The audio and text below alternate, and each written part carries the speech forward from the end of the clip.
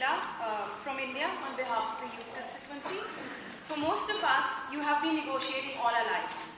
Yes, we know you've heard it before. So instead of trying to remind you of the stakes like we do every time, we want to inspire you to try something different rather than being mired in these circular negotiations, pointing fingers and delaying action. So humbly, but with hope and determination, we offer a few concrete ideas. A bird in hand is worth two in the bush. On that line, we feel that we should focus on certainty. Since certainty and strong political commitment hasn't been concretely shown by parties since Calcutta.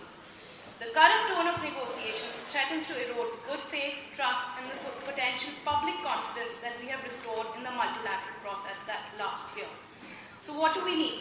First, a political commitment to the second commitment period forms a solid foundation. We have repeatedly mentioned the imperative for Annex I countries to take the lead, and now is the time to make intentions frankly and honestly, so parties can work with a greater sense of certainty and direction towards Durban. Hence, we fully support the suggestion of a ministerial meeting in June. Secondly, we need Annex I parties to tackle rules and targets together. We need robust rules that maximize ambition, eliminate loopholes, and ensure true environmental integrity. We need delegates to move with their colleagues together instead of imposing conditionalities and playing the game of waiting for others.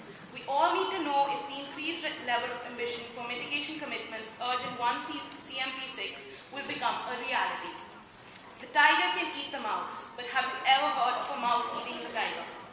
The potentially stronger and more robust outcome, the second commitment period of the Kyoto Protocol, should literally eat up the Cancun agreements. Therefore, we need to work on the positive developments forged in Cancun on the road to establishment of the KP2. It is possible to merge the progress from Cancun under a second KP period and even name it the Durban Protocol. But this is only when parties have established the existence and commitment to the second commitment period. To conclude, as young people, we seek reassurances for our future in a post-2012 framework. We seek that clarity from governments so as to remain accountable to us. Action speaks louder than words. So lead and make this process meaningful for yourselves and most importantly for your children. Thank you.